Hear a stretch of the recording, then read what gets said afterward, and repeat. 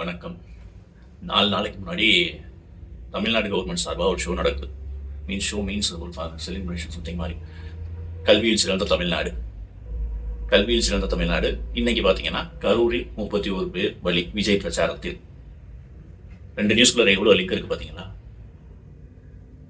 4 நாளைக்கு முன்னாடி சிஎம் பண்ண ஷோவில் கல்வியில் சிறந்த தமிழ்நாடு, கல்வியில் தமிழ்நாடு எவ்வளோ வளர்ந்துருக்கு, என்னென்ன பண்ணியிருக்கோம், கல்வியாளர்கள் அடுத்தடுத்து என்ன பண்ணணும், கல்வியில் நம்ம என்னென்ன பண்ண போகிறோம் அப்படின்னு கல்வியாளர்கள் பேசலை. டேட்டா பாயிண்ட்ஸ் பற்றி பெருசாக பேசலை.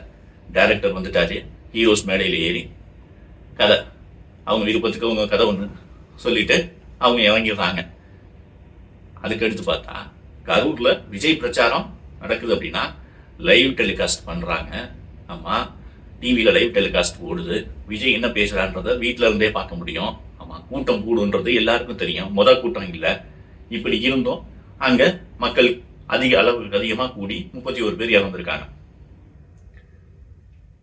இதில் அந்த இறந்ததுக்கு சிஎம் பொறுப்பேற்கணும், விஜய் பொறுப்பேற்கணும். எதுக்கு சிஎம்மும் விஜயும் பொறுப்பேற்கணும்?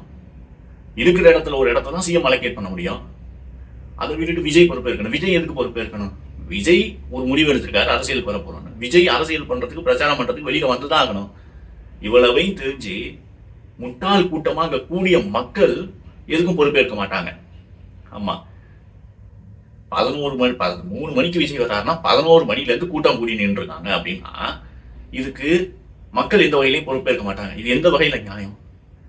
சிஎம்முக்கு தெரிஞ்சிருக்கு இந்த மக்கள் சினிமா மோகத்தில் இருக்காங்கன்னு. அவரு கல்வியில் சிறந்த தமிழ்நாடு ஃபங்க்ஷனுக்கு டைரக்டரையும் ஹீரோஸையும் போட்டு ஃபங்க்ஷன் பண்றாரு.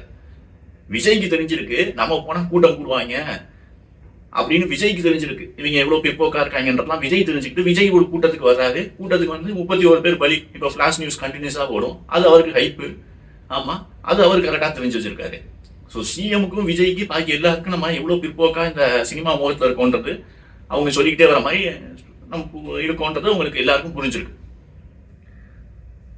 என்னன்னா, நேஷனல் மீடியா 4 நாளைக்கு முன்னாடி கல்வியில் சிறந்த தமிழ்நாடு அப்படின்றத போட்டிருப்பான். போட்டுட்டு இன்னைக்கு விஜய் வந்ததுனால 39 பேர் வரி அப்படின்னு போடுவான். அப்ப நேஷனல் மீடியாஸ் நம்மளை எப்படி நினைப்பான்? நம்ம எதுக்குதான் பொறுப்பேற்றுக்க போறோம்? தமிழ் மக்களா நம்ம எதுக்கு பொறுப்பேற்றுக்குவோம்? சீமான்னு சொல்லிட்டு வர மாதிரி சினிமா மோகம் நம்மளை பிடிச்சி உழுக்குதா? அப்படிதான் இருக்கு. சினிமா மோகம் நம்மளை பிடிச்சி உழுக்குது போல. இதுல ஒரு கொடுமை என்னன்னா, ஒரு ஸ்டேட்டஸ் போட்டிருக்காங்க காலையில, பல யானைகள் சேர்ந்து உனை சாய்க்க நினைத்த ஒரே நீ சிங்கம் தான் அப்படின்னு போட்டு விஜய் போட்டோம். யார் அந்த பல யானைன்னு எனக்கு தெரியல. ஒருவேளை பல யானைன்னு அவர் சொல்ல வர்றது வந்து சிஎம் ஸ்டாலினா, இல்ல பிரதமர் மோடியா, இல்ல ஒருவேளை ட்ரம்ப்பா எதுவும் இருக்குமா? எதிர்கட்சி ட்ரம்ப் எதுவும் பண்ணிட்டாரா? அறிவிலித்தனமா பொது இடத்துல அளவுக்கு அதிகமா கூட்டத்தை கூடி, கூட்டம் கூட இருக்குன்னா நீ வெளியில வந்திருக்கணும். அதை விட்டுட்டு அங்க கூடி எல்லாத்தையும் பண்ணது விஜய் மக்கள், விஜய் ரசிகர்கள். சோ இந்த எனக்கு தெரிஞ்சு நான் எப்படி புரிஞ்சுக்கிறேன்னா, இந்த பல யானைகள் சேர்ந்து உனை சாய்க்க நினைத்த போதே நீ சிங்கம் தான்றது விஜய் ரசிகர்கள் அவன் சொல்றான்னு நினைக்கிறேன்.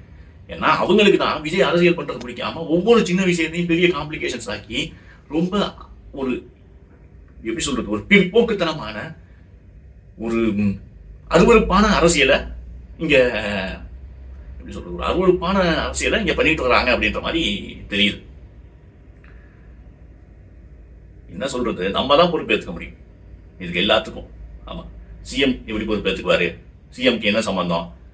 விஜய் எப்படி பொறுப்பேற்றுவாரு? அவருக்கு என்ன சம்பந்தம்? கூட்டம் கூடணும் இல்லையா? ஆமா, கூட்டம் கூட முடியாதுன்னு நமக்கு தெரியும் இல்லையா? நம்ம ஊர் தான் இல்லையா? நம்ம தானே கூடணும். அப்ப நாம தானே பொறுப்பேற்றுக்கணும் அது எல்லாத்துக்கும். நாம பொறுப்பேற்றுட்டு இன்னும் மேல வளர்ந்துதான் போகணும். அடுத்து நாச்சு இந்த பிள்ளைகள் நடக்காம நாம தான் பாத்துக்கணும். ஆமா.